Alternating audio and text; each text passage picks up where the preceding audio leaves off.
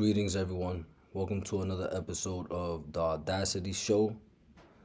Thank y'all for being here. Super grateful for having y'all here. Today's episode is titled Unity Over Division, the Divided States of America. And on today's episode, we're going to touch on a few things. If any of you watch my previous videos, I'm always talking about the importance right now of community. Unity amongst each other and being of service to each other. And this video is long overdue because right now there's a lot of tension in the media. There's a lot of tension in America, a lot of tension globally. And, I just want to highlight a couple things that are, maybe significant, but other things that are insignificant, just distractions. And, I want to highlight the difference between the two, what to pay attention to, what not to pay attention to, and how to move forward here as a collective. Anytime I'm on here, I'm talking as a collective, as a unit. I don't come on here trying to sway anyone either direction. This isn't about politics, even though I'm dropping this video on President's Day. I thought it was a good time to talk about the current affairs in the White House, the president, and everyone involved, but also highlight a lot of things that the media is pushing right now. And I don't want us to get too distracted because it could be overwhelming for some people. And we're gonna touch on a couple things today. So first and foremost, the title in itself is pretty self-explanatory, right? We're in a country that is or was named the United States of America. But if you look in history, we as a collective haven't really been as united as, our title states, right? When we initially came together, we were all separate states, right? We were all separate regions. Everyone had their own laws, their own rules. We had the North, the South, the West, the East, or whatnot.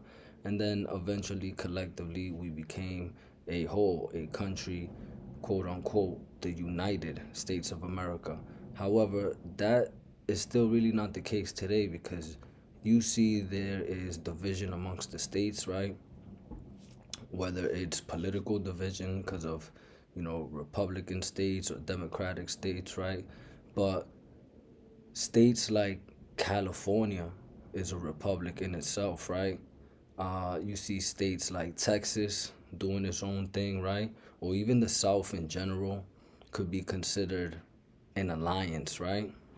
Then we have New England, which is the Northeast, and that's, 3, 4, 5 states that are considered New England together, right? So you can already see division in our country, the U.S., right? Let alone what's going on outside of the U.S. and the division in each continent, right? So like Asia, has division within itself from North Korea, South Korea, right? China, Taiwan, right? We're going to get into all of that today, right?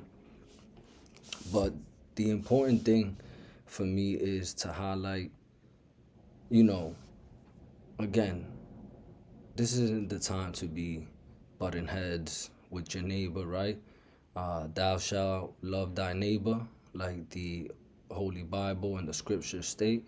And I agree with that, right?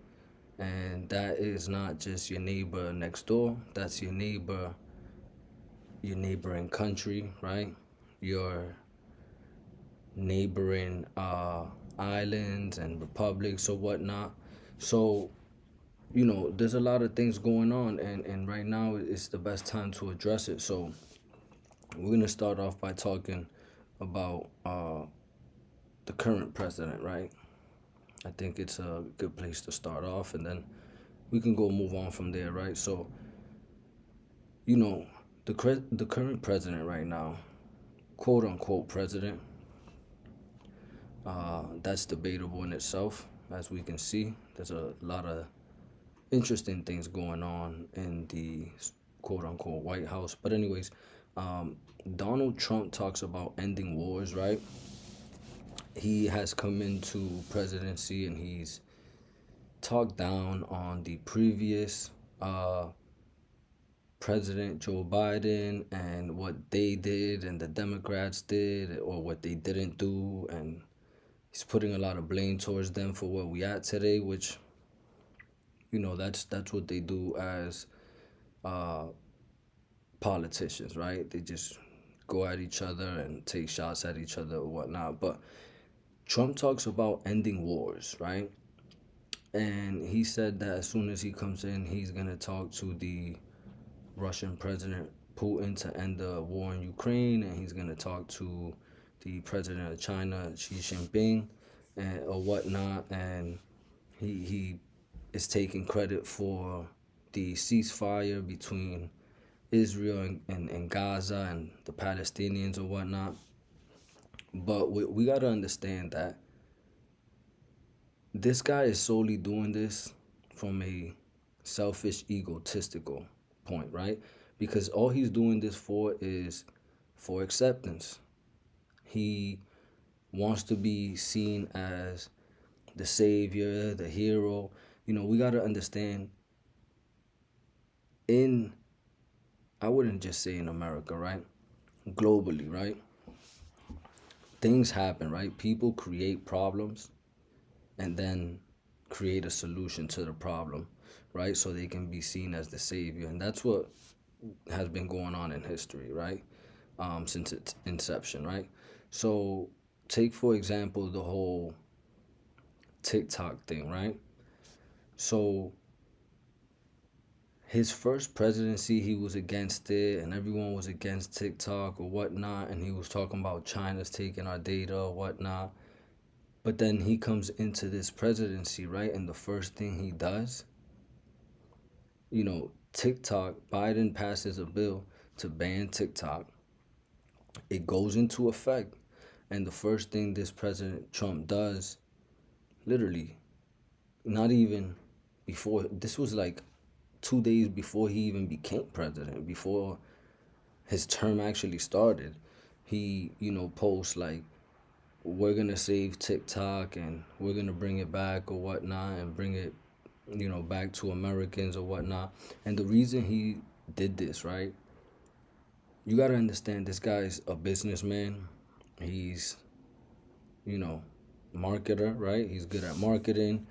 He's strategic with everything he does. So he did this, right? And he brought TikTok back simply to get the approval, right, of the younger generation, because right now that's super important right now for politicians and the government right now, is to get approval of the younger generations coming up, because they are the ones who will be leading this country forward, right, in the future. So they need their approval, their acceptance, their backing, right? So him saving TikTok, quote unquote,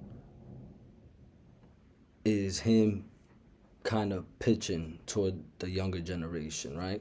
Because when this ban took effect, it wasn't even 24 hours and there was chaos.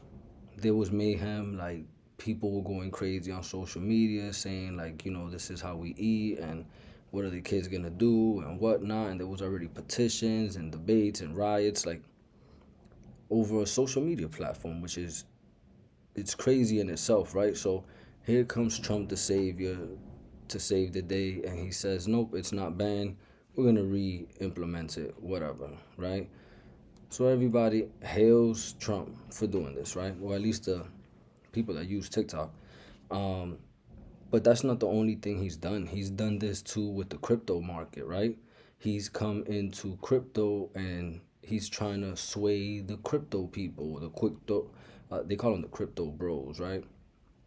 People that are super into cryptocurrency or whatever and trading or whatnot. He came in and said, you know, we're going to make crypto legal and we're gonna build a crypto reserve, and that's just to get the crypto people behind him, right? But he's also done this with the stock market. He, went to the Wall Street, right? He went to the stock exchange as soon as he became president, and he stated, the market has been in turmoil during Biden's presidency, so I'm going to make sure that everything goes smooth while I'm here. I'm going to make sure the market runs and people make money off of this, blah, blah, blah, right? So he's doing all of this just to gain more followers, gain more acceptance from the people, right? So the guy's a smart guy. I mean, or the people who are making the decisions for him or telling him what to do, I don't know if it's himself coming up with these things, but you can't blame him. He's a smart guy, right? He's won 2 elections already. Those are debatable, whether they were, legitimate. I don't know, right? But he's a smart businessman. Can't take that away from him. So he's also said things like pulling the U.S. away from UN, right? The UN, the United Nations, and NATO, and WHO, right? The World Health Organization, which I think he already pulled them out of the World Health Organization, if I'm not mistaken, right? And that's debatable, right? Because they have the United Nations, NATO, and WHO, whatever. That's all politics, right? But him pulling away from them, right, is also a form of division. This time on a macro level, globally, right? Because it actually can create more enemies than we already have.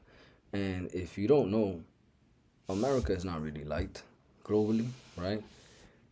We are seen as the bullies, I guess, for the past couple 100 years. And the UN, NATO, these are European nations, Europe, England, whatever, right? This is an alliance between these nations, these countries, stating basically, hey, if anything happens to us, you got our back, and vice versa, right? So him pulling out from these alliances, some might say it's better for us to be independent, be our own power, do our own thing or whatever. Again, that's debatable. But once you start pulling away, right, from an alliance, you're actually creating more enemies, So I don't know how I feel about that, right? I don't know how Americans feel about that. It's kind of 50-50. It's kind of 50-50 with this guy. Anyway, some people think he's doing a good job. He's doing what's best for America. And some people just think he is going to ruin everything, right? I'm not here to sway anyone either way. I'm literally neutral. I do think he's a smart businessman, but I do acknowledge that he is inconsiderate. He has, he lacks awareness and compassion for the people, for certain people, we should say, right? But he's a businessman, and sometimes you got to play hardball with others to kind of understand. So when the election was going on, I don't vote. They won't allow me to vote, whatever, right? When it was between him and Biden, there was no chance. There was no chance Sleepy Joe was going to win. They tried to pull a fast one and just sneak Kamala Harris in there. And, she got some people behind her because they want to see the first female president and or whatnot, whatever, make history.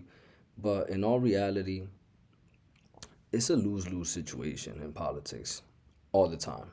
I don't care who's your favorite president is, whatever, right? It's really a lose-lose situation, right? We don't really live in a democracy like they say we do. But there's always pros and cons. Like Kamala, could have, since she's a female, she could have brought that feminine energy where it's kind of more nurturing and understanding and logical, stuff like that. Trump is kind of irrational at times and chaotic, right? But you do need that, right? Because other countries might have seen America as soft, right? After going from Biden to, Kamala. So, I think Trump being back in office kind of gives us a little more, uh, I don't want to say power, right? But we don't want to be seen as weak either. So, you know, the guy goes up there with the utmost confidence and really just doesn't give a F about anything. Can't blame him, right? Whatever. The whole racist stuff and all the things he's saying, like, that's a whole nother topic, and I don't really want to get into that. But anyways, I'm always preaching community, right? This is the time to be united. This is the time to come together. We see everything going on in the world. There's literally no community without unity, right? The thing is that the vision is their vision.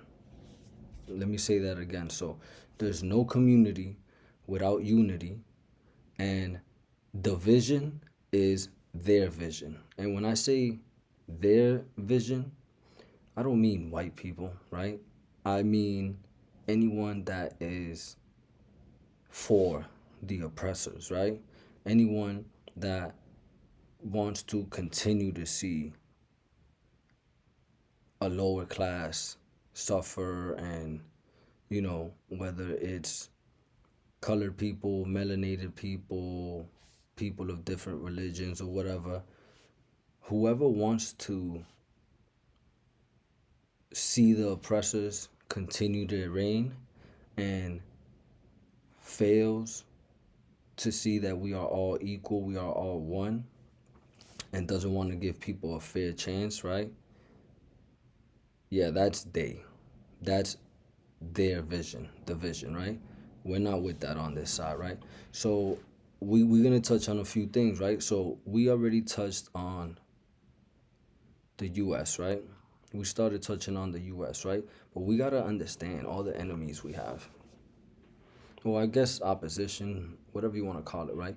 But the US has been going back and forth with Iran since the beginning of time, Russia, right? North Korea, China. You see him now taking shots at Canada, which is literally our neighbor, right? The only thing that separates us from Canada is an invisible border.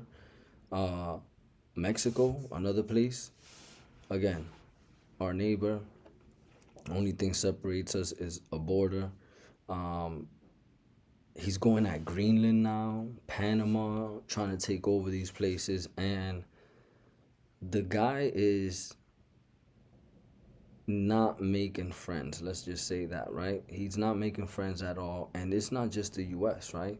It's not just the U.S. We have Russia versus Ukraine, right? So these people, these countries are neighbors, Russia and Ukraine, and they've been going at it for years now, right? For years. And will it stop? We don't know.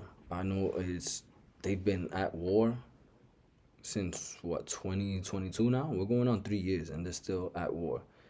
I don't know what's going on over there.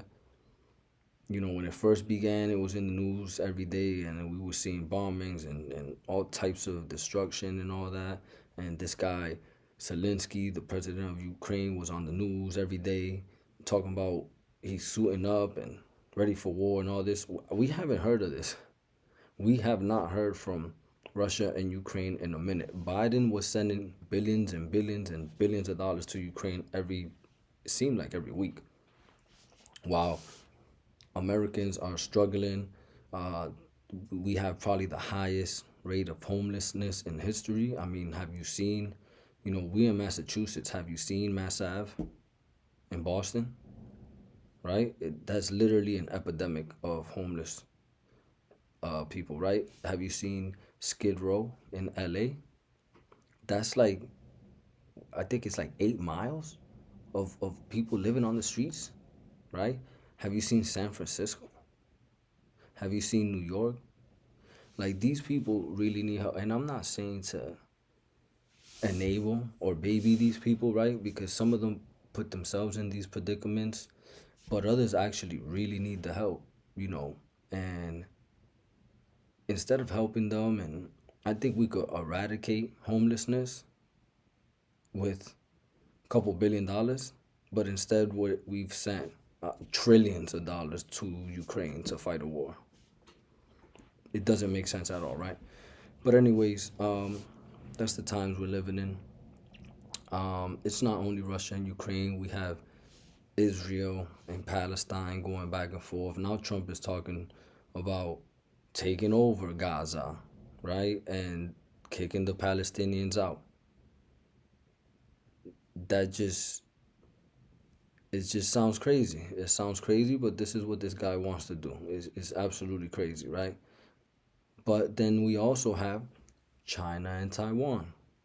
China and Taiwan have been butting heads for years too, as China sees Taiwan as part of their country, right? Although Taiwan is technically an island. So it's kind of like, you know, Hawaii to the United States, right? Hawaii is an island in itself, but it's considered part of the United States. Taiwan is an island off the, you know, coast of China, but China says, no, you're part of our territory. You are Chinese citizens. You have to do what we say. In Taiwan, it's like, no, we're independent, right?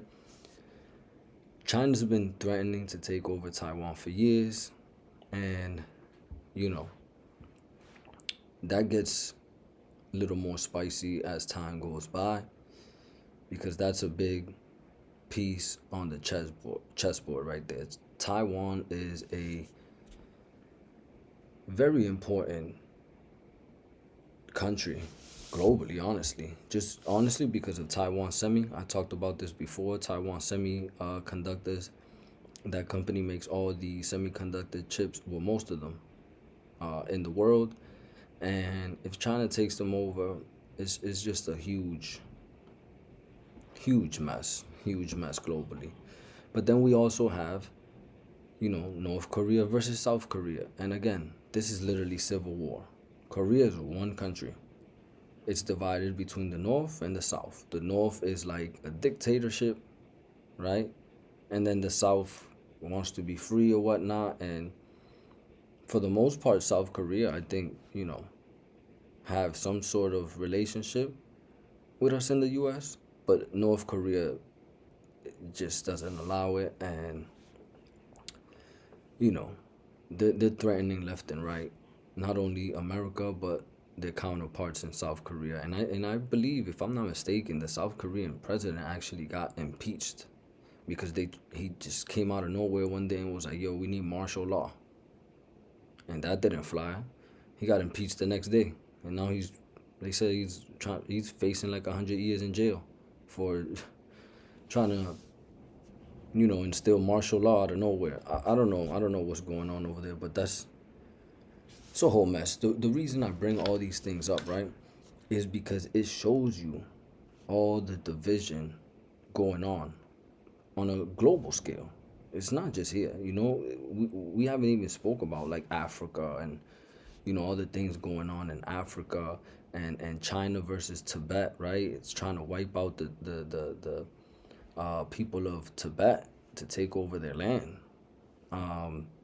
You know, Africans in the Congo and stuff, and slaughtering and enslaving their own people. And it's a tough time right now, right? And I don't want to come on here being negative, fear-mongering, or talk about these morbid topics and stuff like that. No, I'm just highlighting what's really going on out there and how to move forward, right? Because we could move forward if we start raising our vibration, our frequencies, our awareness, and start showing unity. You know, it starts on a micro scale, from unity amongst each other, your friends, your families, your own towns, cities, right? then states, then regions, whatnot, and that vibration, that frequency of togetherness can expand on a macro scale, from state to state to the entire country, and hopefully one day globally. But right now we're a long way from that, right? And one of the most important things that I don't know if the American media doesn't talk about this enough, and it's for a reason, right? They want to suppress this information, but this is major, major key. Over the past couple years, there has been an alliance forming, and that's across the globe, right? That alliance is called BRICS, BRICS, BRICS, right? And the original alliance was between these 5 countries, these 5 nations, which is Brazil, Russia, India, China, and South Africa. But as time has gone on, BRICS has been recruiting people left and right. Countries from Africa, countries from the Americas, countries from Asia, you name it. They have just been recruiting, basically. And the importance of that is because they are trying to team up against the U.S., against NATO, against the UN, the EU, right? The European Union. They know that there's an alliance that's been in power for a minute, and now they're trying to create their own, and they're actually trying to basically knock off the U.S. dollar. They want to create their own currency and kind of cut off America from imports, exports, from it being the global power that it is. Basically knock it off its pedestal. If that happens, that's a major problem for the U.S. and Americans, right? God forbid something happens like that, we can see a depression like probably one of the worst depressions in history, like Germany had. Germany is still recovering from that depression. That was like 100 years ago. And we are trying to avoid that. And I don't think that gets enough attention.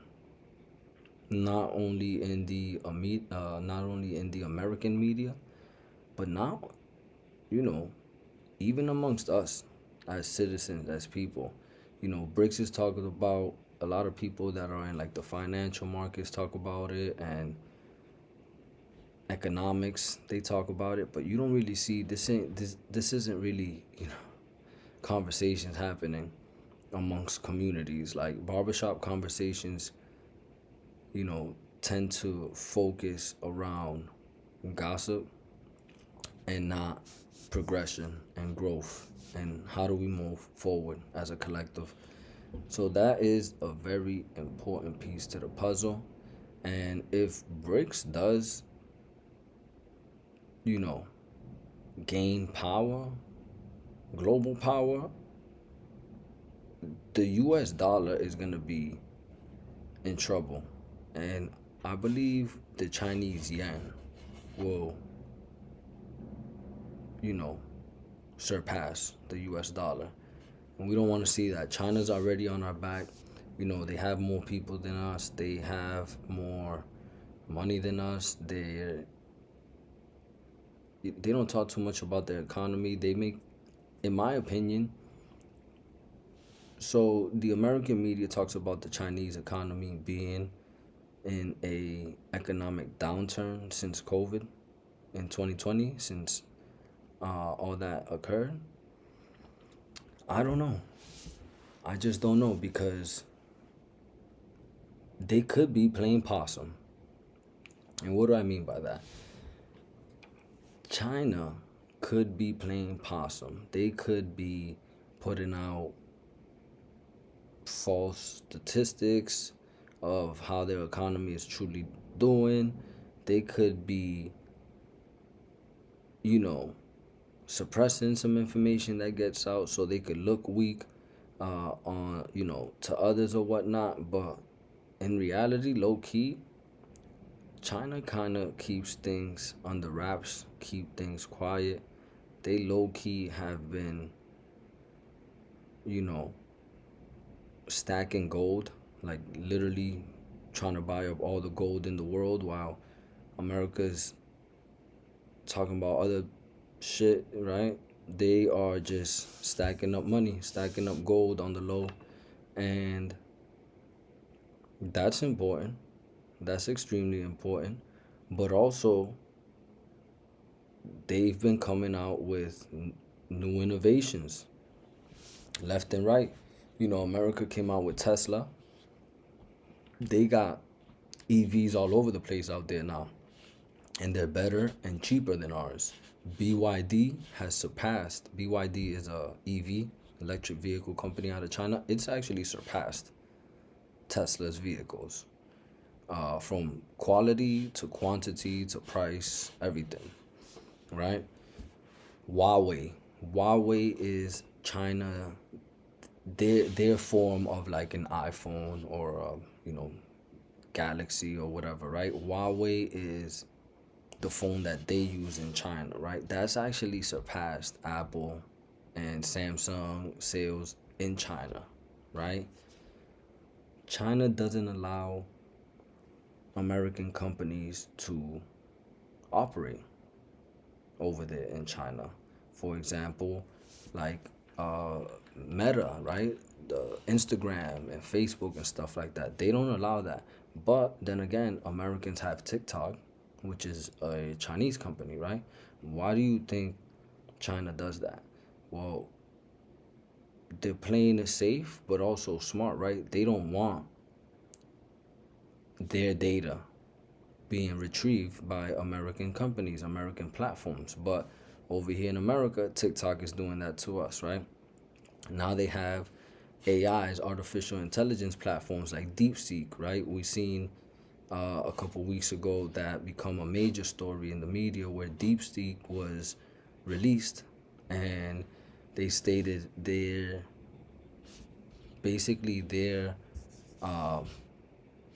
computing, right? Their computing, their chip, their AI was better than ours, and they created it for much cheaper, right? And that caused panic in the stock market, because right now the one thing running the stock market right now is artificial intelligence.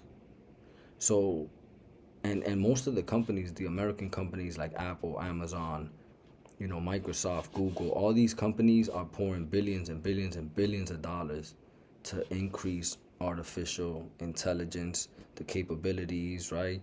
The technology, the equipment. But then China comes out of nowhere and says, we're doing everything you're doing better than you at like a quarter of what you're paying. So if you're paying $40 billion to operate these, technologies, we're paying 6 million, 5 million to do it. And that just caused panic in the market. And rightfully so. Rightfully so. We can't have that. This is an important time right now for technological innovation in America. We have to be the leaders in AI if we want to keep our position as the number one global power, right? We also have to be the leaders in cybersecurity. I've talked about this before, if we want to keep our position. I mean, we're going into a future where everything is going to be technology based. And that's why you see Trump coming out and saying, like, hey, we're going to incentivize people who manufacture here in America, because they want to, basically cut off China because everybody buys stuff in China because it's cheaper. So Trump is saying, if you make it here, we'll give you tax incentives and all of that, right? And loans or whatever, right? But he's also stating, like, if you come make your vehicles over here, right? It's not only your products, your vehicles over here. He's incentivizing, he's stating, like, Um, the crypto, right? The crypto market. We're gonna build our own crypto, right? He's trying to get ahead of all the other global powers and try to rack up as much cryptocurrency as possible to become the global leader in cryptocurrency, right? He is incentivizing companies like Taiwan Semi. He's telling them, hey, come build a factory over here, which they're working on a factory in Arizona. He's saying, how about you team up with our other chip manufacturer, Intel, to make chips, right? So he's playing the game. These are chess moves that they're doing against China, really. He's trying to block China from taking over. And these are important moves. We're not really paying attention to this stuff, man, but you should be. You really should be. Um, Another thing going on, besides the division in politics, the Democrats and Republicans and stuff like that, what about the focus on eliminating DEI, diversity, equity, and inclusion, from companies, organizations?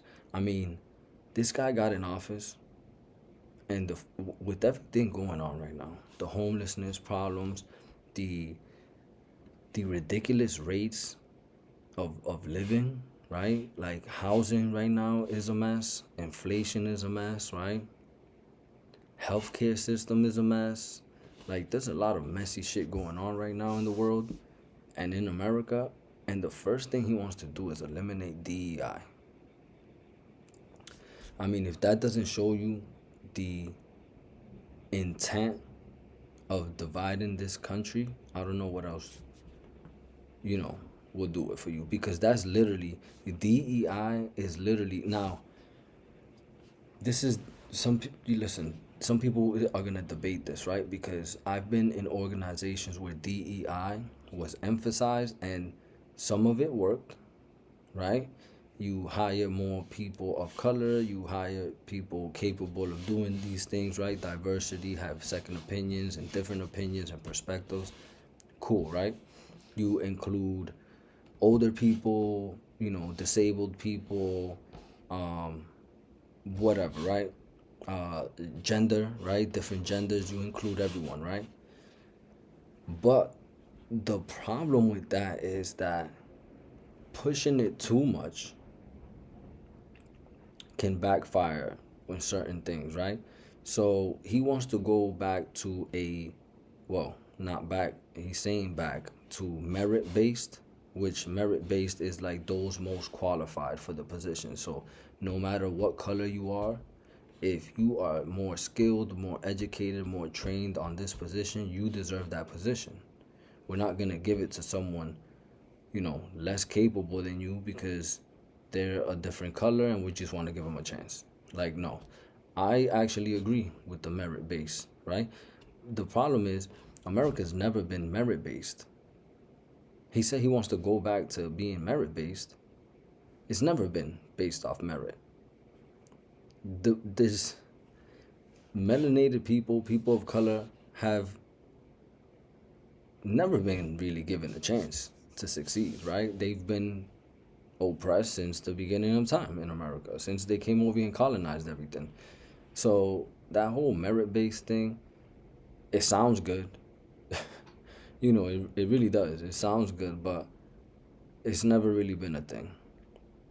So eliminating DEI being your priority on day one, it's a huge red flag. Huge red flag, and yeah, that's not a good way to start your new presidency or your term, right? But anyways, it's not only about politics, right? That's a lot of politics and geopolitics, which is global politics, right? But it's also religion, right? The black and white thing, that's been, there's been division there since the beginning of time, right? And religion, you have Christians and Jews versus Muslims, and they're fighting each other and going against each other all the time, and that's being pushed to the masses, and it just causes more division, right? Because the Jews are calling people like, let's say, for example, Kanye West, an anti-Semite, right? And even like Kyrie Irving, when he was talking about the Hebrews, they like banned him for the NBA for him sharing a documentary about Hebrews. Like, that was crazy, right? But that same media is oppressing or oppressive to Muslims everywhere. Like Muslims in their own country, Muslims in the Middle East, Muslim, you know, people in power, like Muslim athletes, right? They talk down on this religion the most. But, and it's okay for them. But the one thing you can't do is fire back and talk about Christianity or Jew- Jewish people. Once you do that, it's a wrap. You're racist, you're anti-Semite, you should be banned from this country, deported or whatnot. So it's like the hypocrisy is crazy. The audacity. You know what I'm saying? The audacity is crazy. Um, but that's what they do. That's literally what they do. And if you seen the movie Civil War, right? There was a divide amongst people, right? And obviously it became a destructive situation. But even in the movie Leave the World Behind, you seen how divided the country was. Like, the guy, I remember a part of the movie where the guy's son was sick and, he needed medical attention, and he went to his neighbor because he said, well, my neighbor's always prepared. He's a good guy. He'll help us out. And as soon as he went over there, the neighbor was like, yeah, we're not cool no more. It's like every man for himself, right? So you see that division, right? And you see the true nature of the current people here. Because if that comes to fruition and something like that really happens, you're going to see, the real side of people, which is very dangerous, honestly. It's extremely dangerous. And even when in politics they talk about deporting people back to their countries, back to where they belong, Trump is talking about literally incarcerating people in Guantanamo Bay. Like, we're gonna deport you, and if your country doesn't take you back, we're gonna throw you in jail for no reason. For no reason. They call them illegal immigrants or whatnot, but this is how the people that came to this country. First of all, we were already here, and I say we because I am indigenous, right? I come from indigenous culture, and a lot of us do. Not everybody here came from Africa, right? And brought like on slave ships or whatnot. You might have ancestors, right? But we were already here. Like, this wasn't an empty land. We were already here. And settlers, colonizers came over as immigrants and took over the land. So now other people are migrating, right? So let me take a step back, right? When the Europeans came here to settle or to colonize, maybe the intention at first wasn't to colonize, they just wanted to settle here, right? They were trying to flee from King George's power in Europe, right? He was an oppressor. They were trying to flee that, right? They came over here, found land, decided to settle here, and colonize the people here. Now, that's the same reason people are migrating from other countries here, because they see no hope where they are. They are being oppressed where they are. Dictatorship and chaos and whatever's going on in their country, right? They're trying to see a better life over here, just like the Europeans wanted to do when they, migrated here. But again, the hypocrisy is crazy because now they're like, yeah, you can't come here. The indigenous people of America welcomed the Europeans. Welcomed them with open arms. My land is your land. We can share and be united as a collective. And they said, nah. We want this all to ourselves. And that's what they're doing today, still to this day. So they want to build borders, right? Everywhere. Now, especially, obviously Mexico, they want to build a border there. But you see Trump also talking about Canada trying to, entice them to become a 51st state, right? Like, come over here, we'll make you a state or whatever. That's spicy. That's spicy. And honestly, I see that happening. And whether it's now, I'm not sure. But I do see Canada and Mexico being one with the United States of America at some point in our lifetime. If I had to take an educated guess, I'd say honestly within the next 10 to 15 years, you'll see that happen. It's been part of the agenda for years, for decades. I don't really want to get into anything like that. People start thinking like, oh, this is conspiracy theorists, Illuminati, New World Order and stuff like that. But if you start seeing it, and it's not even a bad idea, honestly. If I'm being honest, it's really not a bad idea. Because, Mexico can keep its culture and whatnot, right? And so can Canadians, right? But when you see countries like BRICS, China, Russia, India, first of all, China and India alone have more people in those two countries than the entire globe, right? So them aligning with each other on top of Brazil, which is the most populous country in the Americas, and then Russia, right? And South Africa, right? That's tough. That's like an all-star team, right? So America has to counter that somehow, right? They're pulling away from the EU and NATO or whatnot. And I think that they're doing that to build their own coalition. And that's going to include Canada and Mexico at some point in our life. And I do think he's going to take over Greenland. And I do think he's going to take control of the Panama Canal. So this guy is playing chess in real life. And some of it is tactical and,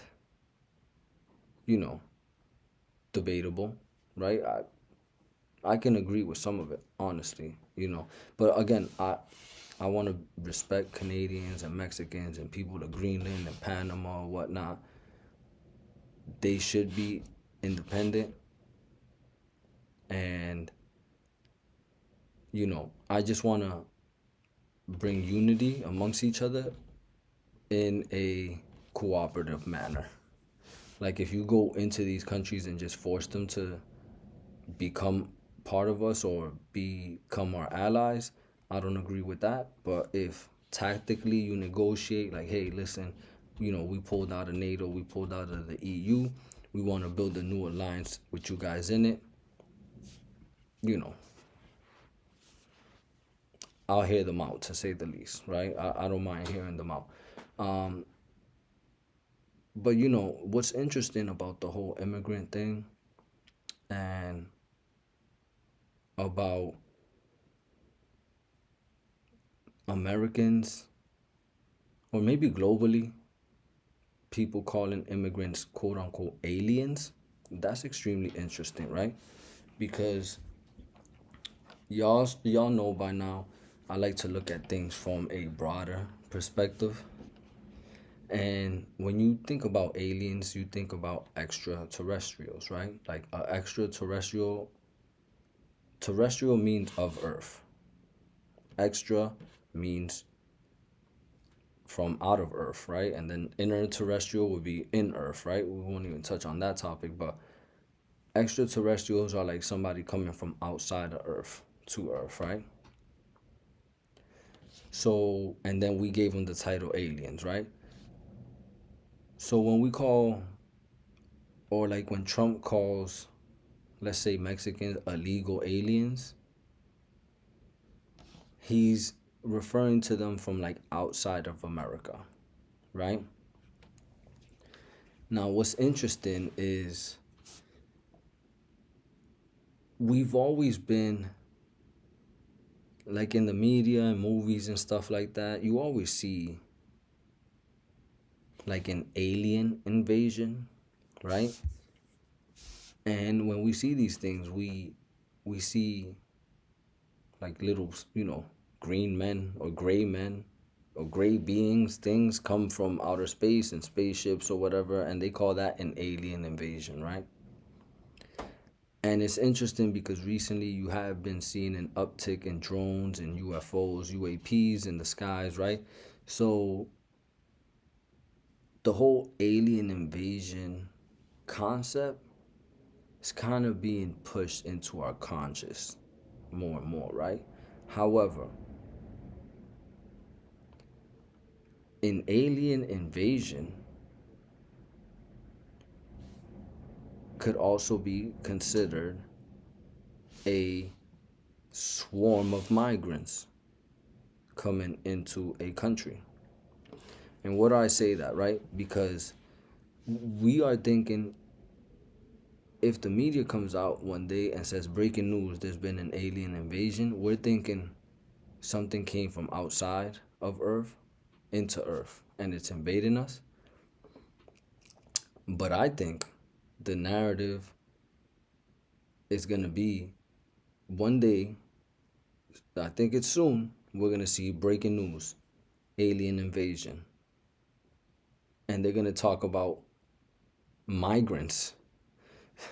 The headline is going to say alien invasions, but it's really going to be migrants, like from Mexico or from other countries, swarming into America. So that term, alien invasion, is an interesting term that I've been paying attention to, because they've been pushing the narrative of alien invasion recently, and I don't think it's what they want us to think. I think they're going to switch it up on us and start using that for the people down on the ground. That's just an observation of mine. Maybe it's far-fetched. But anyways, I want to touch on a couple things, because we've been talking a lot about politics or whatnot, right? Religion and whatnot. But let's take it to a micro level where some people would understand better, right? How about we take it to the tabloids and entertainment, right? That's usually what people want to talk about on platforms and podcasts, right? They want to talk about gossip and entertainment and nonsense, really. But we can talk about that, right? And why do I say that? Because it's still relevant, right? They're still pushing division on all aspects: politics, religion, right? And entertainment, right? Cultures, ethnicities, color, right? The reason I say that, the biggest thing trending right now in entertainment is this quote unquote beef between Kendrick Lamar and Drake. Now, in my opinion, I don't really think there's a beef. Kendrick Lamar has come out recently and said it's more competitive nature, right? We are in entertainment, which is a competitive landscape. It's like a sport, right? It's like back in the day, people used to do this all the time. You seen Biggie versus Tupac and the East Coast versus West Coast or whatnot, right? So I think that's where Kendrick, I guess that's where he's viewing it. Now, has he crossed the line? There are no rules in, you know, when you're basically at war, right? And this is figuratively speaking, like these people ain't killing each other, nothing like that, thank God. But it's competitive nature. So when you have like, people on the football field playing a game, they're literally trying to take your head off, like, talking shit to each other and aggressive nature, and they're trying to win the game. But you see at the end of the game, those same people that were fighting on the field after the game, they're hugging, shaking hands, taking pictures together, probably go out to dinner after the game. Like, this is just competitive nature, right? So this whole Drake versus Kendrick thing is interesting, right? Because, I think that trying to make Kendrick seem racist, right? Because he's going against a white guy or mulatto, whatever you want to call it. But I don't think that's Kendrick's intention. I think that's what the media is pushing out there. And if you see, he's trending organically. He's been trending because he's been making good music. He's been receiving awards. He did the halftime show or whatnot. But as soon as that halftime show was over, if anyone's seen on on social media, especially on platforms like Twitter and Reddit and stuff like that, where people, post opinions or whatnot, there was a lot of hate. There was a lot of hate towards Kendrick Lamar. And I'm going to be honest, I'm neutral. I love all races, all colors. I don't care if you're, white, black, yellow, purple. We cool, right? I really don't. But I do have to be honest and real. The hate was coming from white people. And there was white people, on these platforms talking about this show was ghetto. Why do they have this guy up there? The Super Bowl is not the same anymore. Like, they want to see Taylor Swift and Lady Gaga up there.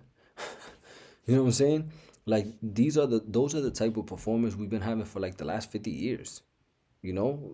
White country people and rock bands or whatnot. And you don't really see us complaining like, hey, these guys suck because they're white. We want to see black people, Spanish people. We don't say that. We do want to be included. Like, hey, it's cool. You guys had your turn. Can we have one of our guys up there? And one of our guys is just hip hop. Like, I don't care if Eminem was up there. He's white. It's just representing hip hop, right? But no, once the tables are turned and we have one of our people up there representing us as a whole, as a collective, especially the messages he was, portraying, like, he had all black dancers, right? And he had his features, the people he brought out were all black people, right? And there was a lot of symbolic messages, like Samuel L. Jackson was playing Uncle Sam, but a black version, right? They didn't like that. They didn't like that. They became very aggressive on social media platforms towards this young man, Kendrick Lamar. And guess what happened after that? Shortly after that, I think it was, a couple days after, Drake drops a surprise album with P&D, Party Next Door. And the same people that said Drake was canceled and his career was over, Kendrick ruined his career, they were posting about Drake again. Drake literally broke a record for streams overnight, and he's trending again, and people love Drake again. And the reason I say this is because I'm good with both Kendrick and Drake, right? I don't see a winner, I don't see a loser. It's just competition. But it goes to show you the nature of people. Like, people are quick to switch up on you. You know what I'm saying? Left and right. Another good example about that, or relevant to that was when the situation between Young Thug and Gunna occurred, right? People were quick, Gunna came out before Young Thug, and people were quick to throw a jacket on him and call him a quote unquote rat, snitch, teller, saying like, oh, he told on Young Thug. Young Thug is gonna get 100 years now, and this guy's out, like blah blah blah. He's canceled, right? And even his own counterparts, like artists like Little Baby and other people, were like, oh, he's a rat, and they're dissing him or whatnot. But as soon as Gunna dropped some music, those same people ran up his streams.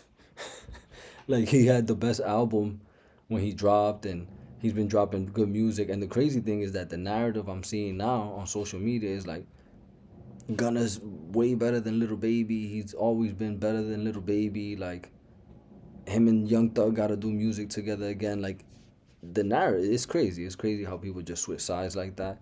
And you're seeing it everywhere. You're seeing it between them. You've seen Drake versus not only Kendrick, but like Rick Ross, which Rick Ross has done like, I don't know, like 20 songs with Drake. Future versus Drake, like Future had a whole mixtape, a whole album, classic album with Drake, and now they're bumping heads or whatever. You see the split up, after the transition of Takeoff, RIP Takeoff, right? You seen the Migos trio dissolve, and Offset and Quavo bump heads. You seen Kendrick and J. Cole bump heads, and these again were two people that came up together, have respect for each other. Now that one was kind of, put to bed quick. But there was some back and forth there too. You seen 50 Cent. 50 Cent is a savage. He, he has gone at Diddy for years now. And now that this whole situation with him, oh man, he is destroying him on social media and making memes and posts and talking down on him crazy. He is beef, he be posting about Meek Mill, he be posting about Rick Ross, and now recently he has been posting about Meech, Big Meech, who just came home, and his son Little Meech. And it's just crazy, right? But one of the other ones that was, it actually sucks to see, but Cameron and Jim Jones, Dipset, like these guys are legendary. That's a legendary group. They had a legendary run, and they're still relevant today, right? And again, I'm neutral. I'm a fan of them both, right? Grew up listening to their music. I don't know what happened, but Cameron and Mace have their own platform, and now they're just shitting on Jim Jones every chance they get. And now Jim Jones is retaliating and coming back, and they're bumping heads. I mean, it's crazy. Like, Katt Williams, when Katt Williams did the interview with Shannon Sharp, he was going at comedians that he used to work with or whatnot, and he's saying that he don't fuck with them no more. I seen something about even the females, like Ice Spice.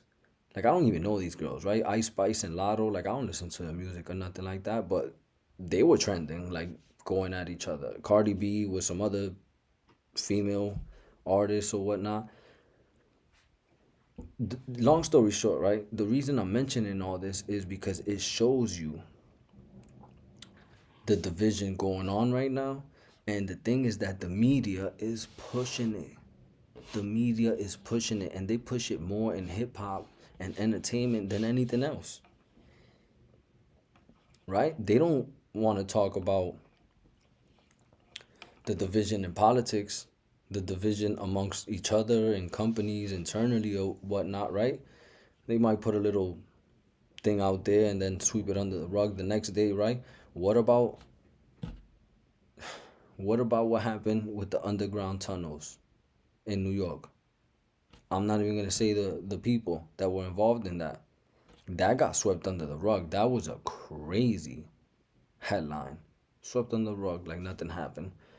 But Cameron and Jim Jones, Drake and Kendrick, Like, that's every day on hundreds of platforms and tabloids and media, channels or whatnot. Like, it it just doesn't make sense. But I understand what they're doing, right? They're trying to cause tension and turmoil amongst us, and we can't allow that to happen. We've seen it in, you know, sports, right? You see it in sports too, like Jimmy Butler and the Miami Heat. They had a great run together or whatnot, and I guess there was a little disagreement, and it got blown up in the media, right? It got blown up to the point that he got suspended and traded, right? I don't think that would have happened if it was kept internal. But once it came out and it was pushed and pushed and pushed every day, it just got worse and worse because other people started chiming in, and it just made things so uncomfortable where they were like, we're going to just suspend you to keep you away from the team. And he was like, you know what, just don't bring me back. And then that relationship just ended up sour, and now he's on a different team. But you see that with Luka Dončić. Luka Dončić, this guy's top 3 players in the NBA right now. Top 3. I don't care what age you talking about. In the NBA right now, he brought the Dallas Mavericks to the final. He's only been in the league like 5 years. He brought the Dallas Mavericks to the finals single-handedly last year, right? Lost to the Celtics. The Celtics had a better team. Shout out the Celtics, right? JT, JB, legends. But the Mavericks came out of nowhere and traded him. You traded a top 3 player. Shipped him off. And don't get me wrong, like, Anthony Davis is Anthony Davis. He's a legend himself. He's a Hall of Famer. Like, you can debate, like, the fit. He fits more than... I don't want to hear that. You traded away your best player, franchise player, right? And the problem I have with that is not trading him away. It was what occurred after. Right? Because if you would have said, hey, I think it's just a better fit. Kyrie Irving is balling right now. We have a short window. We want to win right now. Anthony Davis gives us a better opportunity. I don't know. Some might agree with that. But kicking him on the way out was crazy. The Mavericks were just talking down on him, talking about his conditioning, and he's not, like, he doesn't care about the game, and he's not putting forth the effort they want to see or whatnot. Like, that was just crazy, right? That's another, and then the media just ran with it and kept pushing it and pushing it and pushing it, and they're still pushing it. What does that show you? The vision, right? The vision. At a time where they could have just been like, hey, we just want a different route, da-da-da, right? They could have came up with 100 better excuses. They didn't. They kicked him while he was down, which is crazy. You're also seeing it in football. Cooper Kupp with the LA Rams. He is on the news lately. Why? The Rams came out and saying, we're trading him. And Cooper Kupp is he brought them a Super Bowl just like 3 years ago, right? We in 2025. They won a Super Bowl, I think, in 2021, 22. Great player. Is he the same? He hasn't been the same. So, again, that's more reasonable than the Luka Dončić thing. But still, they put him out on the trade block, and now they're talking down on him. He's not healthy, this, and that, whatever. Like, they're excusing him from the team, facilities, or whatnot. Turmoil, tension, and now that relationship is unmanageable. And the quarterback now, which is Matt Stafford, he is best friends with Cooper Kupp. Now he's saying, well, like, wait a minute. You guys let my best friend go, one of my favorite players on the team, and I don't like how you treated him on the way out. Now, I feel uncomfortable as the quarterback of this team, and maybe I should be out too. And now the Rams are talking about Matt Stafford. Like, fuck it, we'll move you too. And we don't like the way your girl be talking on podcast about us. You know what I'm saying? Like, and the media, again, is running with that, pushing that narrative. Same thing happened with Juan Soto with the Yankees. Juan Soto came out and said he loved everything about being a Yankee, and it was a tough decision. It was between us and the Mets or whatnot, but he decided to go with the New York Mets. And when you look at the difference, right, it wasn't too much difference in money, right? Like, the contract wasn't too different. The Yankees gave him a solid offer. However, the Mets included so many perks that he couldn't say no. Like, they gave his family like free suites to the game. I think they get to fly on the team jet with them wherever they go. He has bonuses, like, if you hit this number or these statistics, you get this. If we go to the playoffs, if we win a championship, you'd even get this more. So with all the perks included, right? I think with the Yankees, he was gonna get like, I don't know, like 600 million or something like that. Crazy number. But with the Mets, with all the incentives included, he could hit like 800 million or something like that, right? That's a $200 million difference. That's a huge difference. So I understand. I'm a Yankee fan. I didn't like it, but it is what it is. We over it. And from a business point, I get it. The problem is the media came out and said, well, Juan Soto said he was upset with the Yankees because they wouldn't give his mom a suite. Like, what? Like, I didn't hear Juan Soto say that. So why are you pushing that narrative? You know what I'm saying? That doesn't make sense. That's why the media, legacy media, that shit is falling off. That shit ain't never been good for us. You know what I'm saying? And now we're seeing it, all the bullshit they pushing. That's why you're seeing people like me come on platforms and trying to just bring a little truth, authenticity, and audacity, right, to the masses. I'm not here to monetize and get money. Like, you know what I'm saying? If we start monetizing for whatever reason, I'll take it, right? I'll reinvest in the platform and everything I'm doing. But the whole purpose is to educate people or to help shed light into some of these things, right? These are all distractions. That's all it is. These are all distractions, distracting us from what we should be focusing on, which is each other, the community, bringing unity. You know what I'm saying? When Trump talks about we're coming into a golden age, how?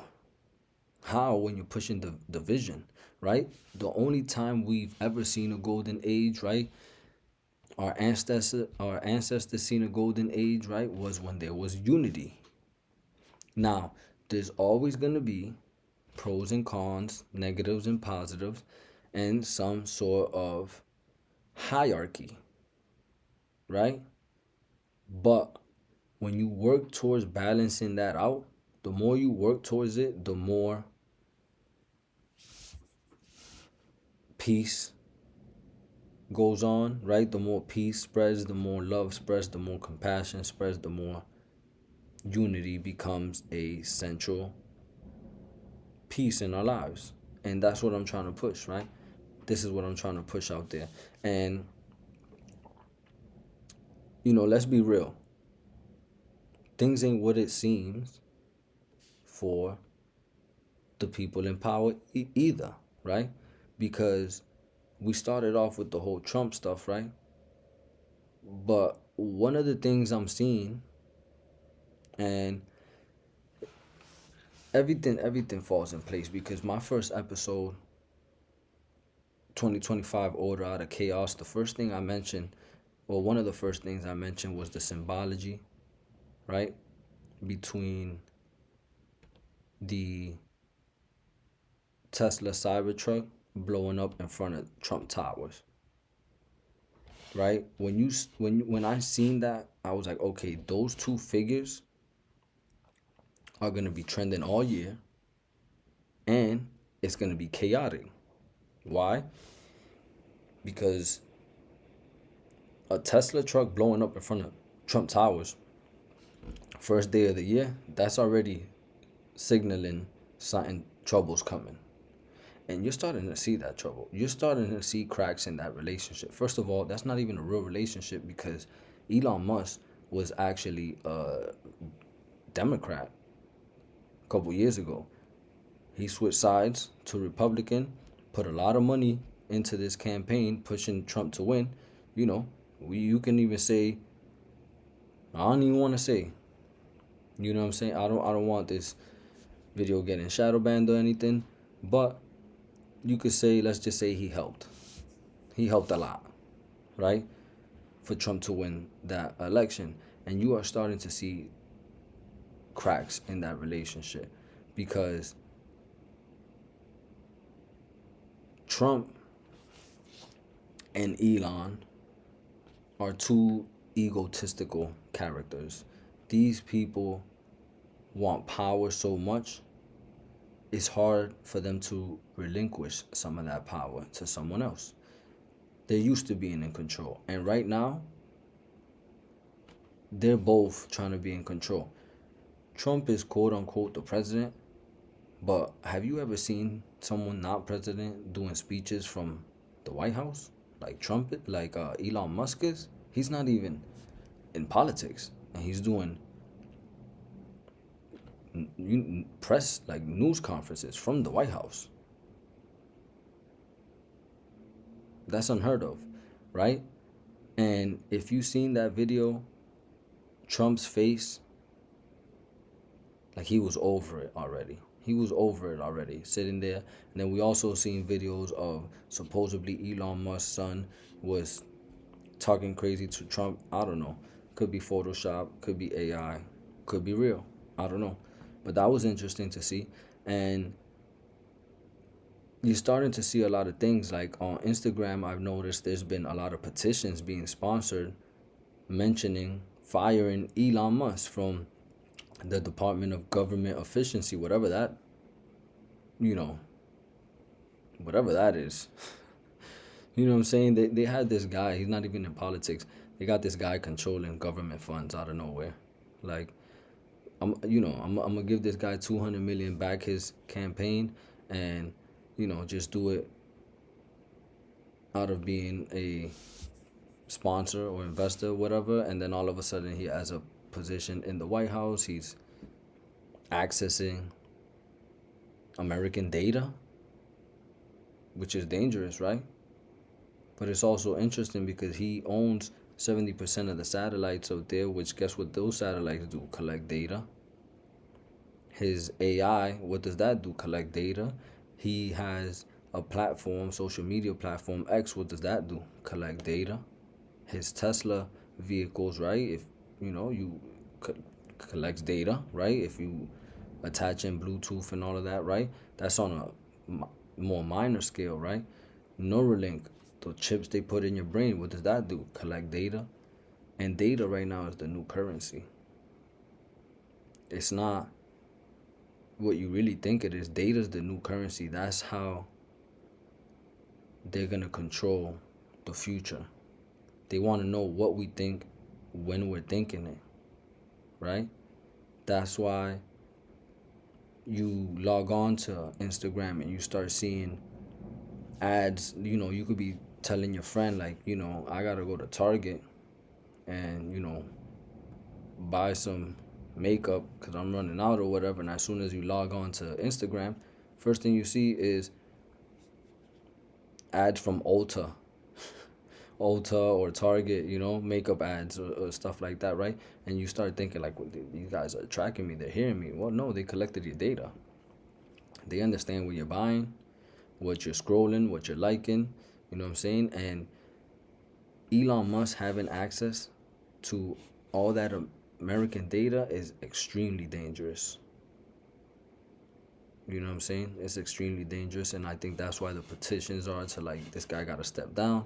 You're seeing a lot of stuff on the news. The media is actually combating him now. Because when it first started, they were like, yeah, he's going to do great, the government efficiency, blah, blah, blah, whatever. And now you're seeing these tabloids like, wait a minute, he shouldn't be doing this, he shouldn't be doing that. And then just this weekend alone, we seen that some chick came out and said, like, yeah, I'm pregnant with his, like, 15th kid or whatever, and he's a deadbeat, he's been ignoring my calls, and now Elon Musk came on X saying, like, or Twitter, saying he's gonna step away from social media for a little bit. Like, the media is pushing this narrative, you know what I'm saying, kind of combating Elon Musk, and that's gonna cause friction. That's gonna cause friction in the White House between these two egotistical maniacs, and I think a divorce is coming. I think a divorce is coming very soon. Elon Musk and Trump, that relationship, it's not gonna work out. It never was. You know what I'm saying? All they want is power, and they are not willing to give up some of that power. So, I think that relationship is gonna go sour very soon. The clock is ticking for them. But with that being said, I want to close out by talking about community collaborations, right?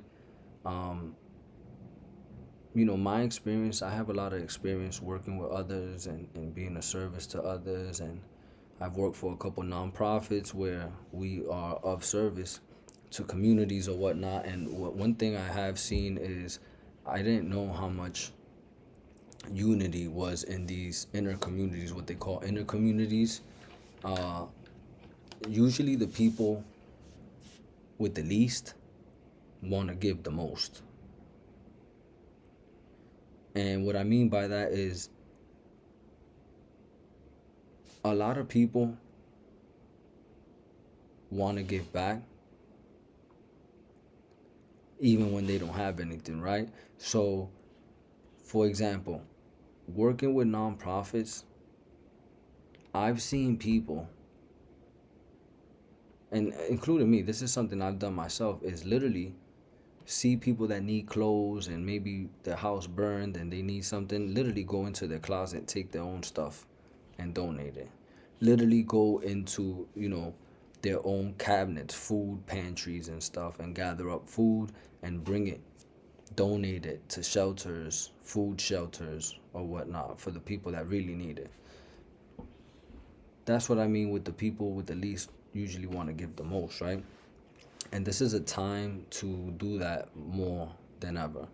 And I want to encourage everyone out there to support small businesses, support your local businesses. I mean, Trump is pulling a lot of funding, right? Because they want to cut government efficiency.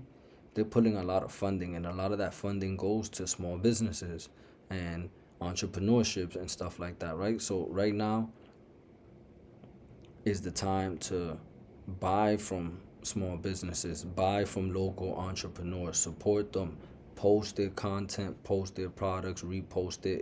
It doesn't hurt anything, you know what I'm saying, to just share some of this information. Maybe you don't have the funds to purchase their products, well, repost it.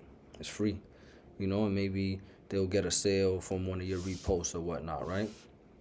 You should be supporting friends and family. You should be checking in with them, seeing how they're doing.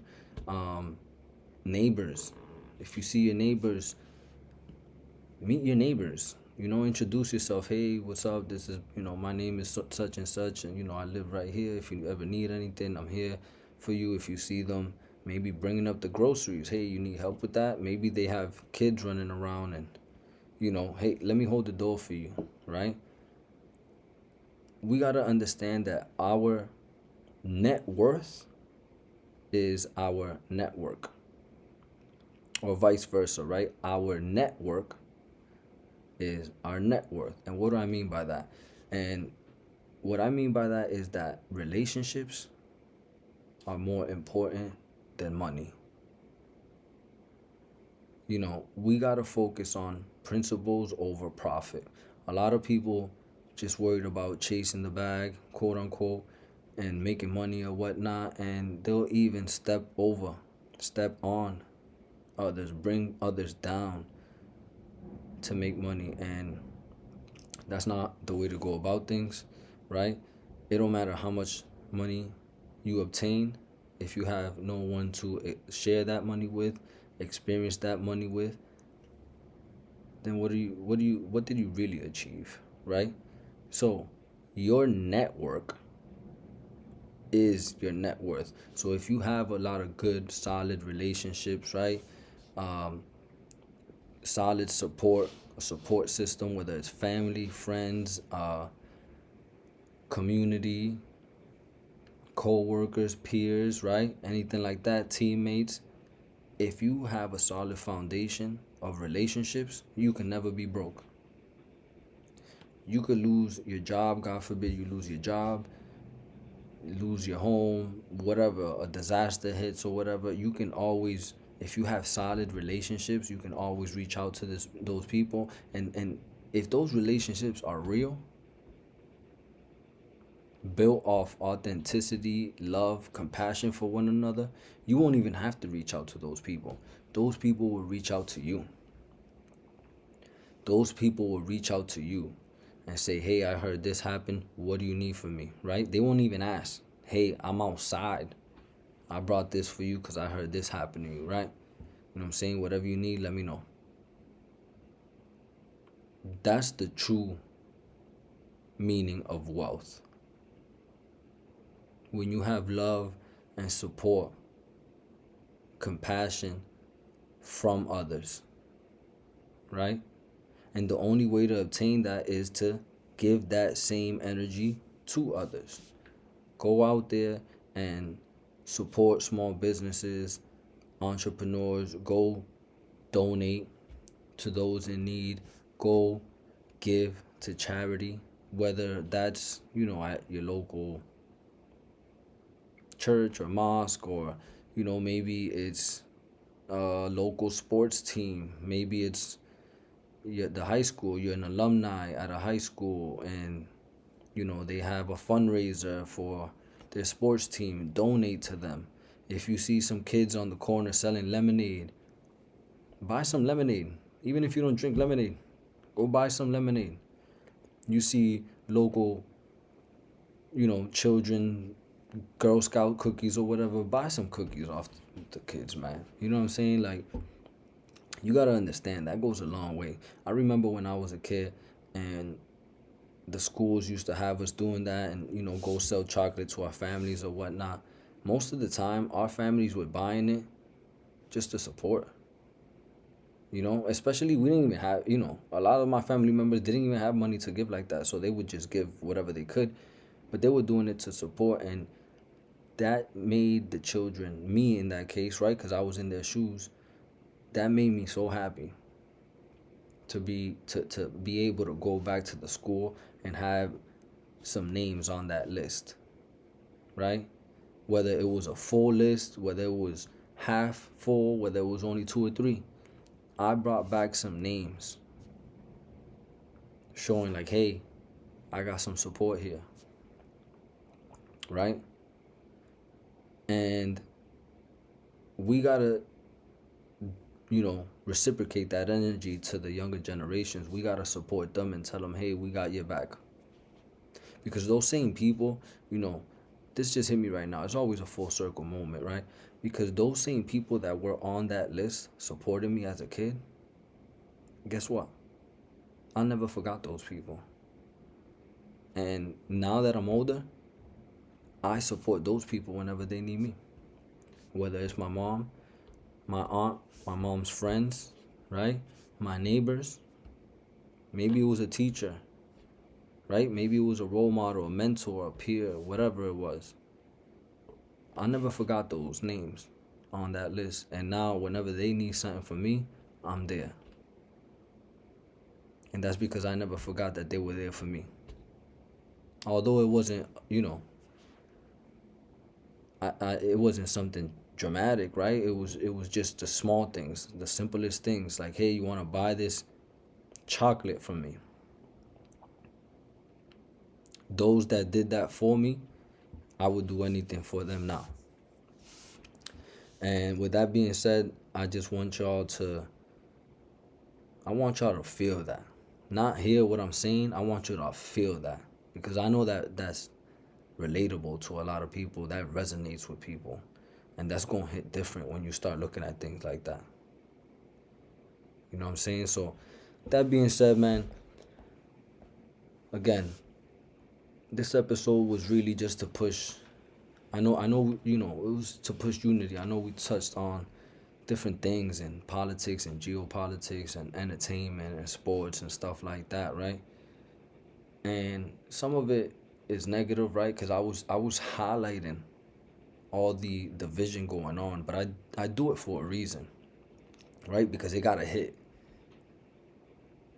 You gotta see things from a different perspective. You might not see it from that perspective, like they're pushing division, which is what they want, because that's their vision. But how do you counter that? Well, you counter it with unity. Unity amongst each other. You should be walking around colorblind. You should not care what another person's skin color is, what their race is, what their gender is, what their ethnicity is, what their background is. You should never judge a book by its cover, because you never know how powerful the story in that book is. So with that being said, I appreciate y'all for being here. I really do. Peace, love, and light to everyone out there. You know, I'm going to be dropping more content soon, more frequently, you know, and be grateful.